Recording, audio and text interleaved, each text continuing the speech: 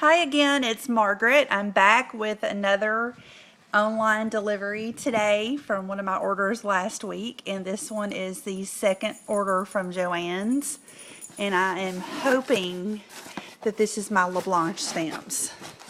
But I put in several orders, so I don't remember if that's what this is or not. Oh, I'm so excited. Yes, it is. I got the cut and dry nibs. You can't tell what that is, but it's the nibs right there that you use to do one of the techniques on the Leblanc stamps, and I'm so excited that that's what this is. And then I got the Ibon from Imaginess. It's the Cordless Hot Glue Gun. I've read mixed reviews, but it sounds like for the people who would use it like I would, this might be ideal, because I would not find myself using a glue gun very frequently, but when I do, I have one, but I have to go downstairs and pull it out of my craft closet that I don't really go into downstairs very much. So anyway, this is just small and handy, and I'm excited to see if this works as well as I hope it does. Ah, here are my Leblanc stamps. I have seen these on Joann's and some different places, but actually had no idea how different and special they are. This one is called Blossoms, and they're silicone. Here's my hand, so that's about the size of it. It's not huge, but it's not small either. And the whole thing with this is that they're mounted on foam, and they're made of silicone. That edge is, if you can see it, and it's, there you go, it's upside down. It's highly detailed and just really gorgeous images. It's almost like I think of the C.S. Lewis illustrations in his books, Alice in Wonderland and whatnot. Anyway, I just think these are going to be so fun to do, and that's not really typically my style, but when I saw how they were colored with distress inks, I thought, oh wow. This one is called Face and Flower, and it's kind of abstract, but I love it. And I saw the lady, I wish I knew her name. Anyway, the lady who is German, and I don't know, I think she's the designer. Anyway, you can find her on YouTube. And she did a really cool thing with this image and several images like it, where she would just color in parts of it, and then she would say sandwich it between memory glass and make a necklace out of it, or like coaster type tiles, all kinds of different things. And then you can also heat up UT, ultra thick embossing enamel, and pour it over the stamp and let it cool enough to pull it off, and then you can use it for kind of funky things that way as a mold. This one is Peony, and I love it. This is a bigger one. See, I have small hands, but that is the size of my hand, and I think that's a really pretty one. And I love peonies. This one I got for a surprise for my husband because he loves lions. And again, wow, this is bigger than I expected it to be. This one is called, what's it called? I'm looking, sorry, I'm not focusing where I'm looking on the camera. It just says lion background. Anyway, this is going to be really pretty. I'm going to probably make this into something framed. And I cannot wait to do this. He's going to love it. I may even make some cards for him, because he's a businessman and he would be able to use maybe some thank you cards or whatnot. This one I'm so glad that I bought. This is called the Old Swiss. Yes.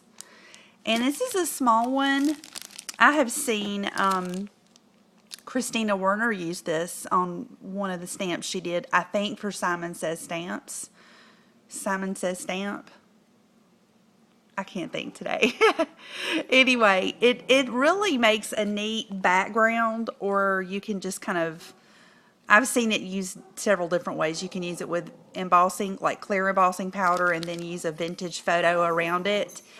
Or you can use, sorry, my dogs are barking, or you can use it with a pale brown or even a pretty earthy green that's pale would be pretty, just to kind of randomly put around on a piece of paper for the background paper. Anyway, and then, oh my gosh, these are so beautiful.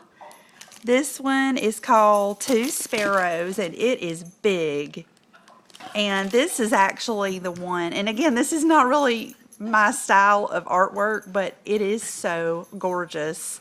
And when you see how different people have colored these with distress inks, it's just something else. I mean, it is just, and it's nothing terribly revolutionary. It's just all the shading is already built into these. This one's a bird nest, and it's got the bird up top, and I thought that would be neat to give to my mama for a card or something, or any mama.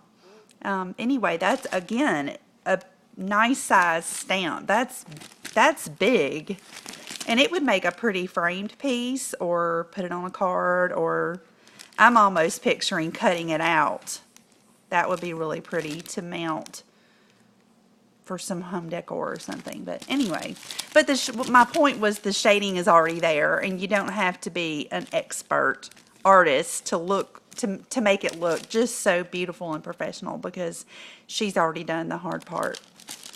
And I did get, and this I wasn't sure about, but this is the LeBlanc specialty stamping paper, and I did see a few. This is the 10 cards of 8.5 by 11, because I plan, to me, you're getting the best deal by getting this one and cutting it into the sizes that you know, like I use A2 primarily. So they have smaller packages of this paper, but it's more expensive for what you're getting. To me, if you're not making the whole card out of it, you can go ahead and cut this down, and you're getting a lot of cards out of this. And I can't remember, but I'm thinking it was $8. It wasn't bad, but it's, when you consider that it's, well, I've seen them do, and I can't think of who it was. I wish I could remember, but a couple of different people specifically on YouTube did some comparison videos of different papers with the LeBlanc stamps. And it's kind of amazing. I did not expect to believe it, but it really seemed to make a difference. I don't know. I'll just have to play with it myself. And I have some other really good high quality, like the Gina K 120 pound cardstock. That's really good for Copic coloring and whatnot. But I mean, these ladies seem to be really sold on this paper, and you could actually see the difference. She was doing it right there in front of you. Actually, a couple of different people were. So we're going to see. I will report back and let you know if I see a big difference. I may or may not do a comparison video, but I have high expectations for this paper. I figure if I was going to go ahead and invest in several of these, and these are not expensive, by the way. Now, I got them on sale. Joann's was doing a 40% off sale, so that's why I got so many of these, because I was like, oh my gosh, that's such a good deal. All right, so I'm going to put down my camera for a second. No, I'm not. Hold on. I'm going to try to cut these open left-handed, which is going to be really, wait a minute. I have these bags in here, and I want to open them and show you what came in them. All right, here we go. Oh, I got the chipped Sapphire. I have wanted that and didn't have it. I'm not really a big blue person, but that's a really pretty blue. And then I got Weatherwood, which, again, it's kind of a blue shade, but it's really like a grayish with a blue tinge. And I have some stamps specifically that I want to use this with, and also like a wood texture embossing folder. And then the last thing, oh, this is Shabby Shutters. Haven't had that. I've got peeled paint. And it's funny because I thought that just having like maybe one or two of each of these colors would be enough for me, but I really like them so much. And then this is the earth tones of the alcohol inks. And I just really love all these colors, and I can't think of the names in them, but this is called Cabin Cupboard, and they're really pretty colors. So I will catch you later. Thanks for stopping by, and I'm still waiting for my craft spinner for all of my Ink Essentials blending tools, so I'll let you know when it comes in. Thanks. Have a great day. Bye.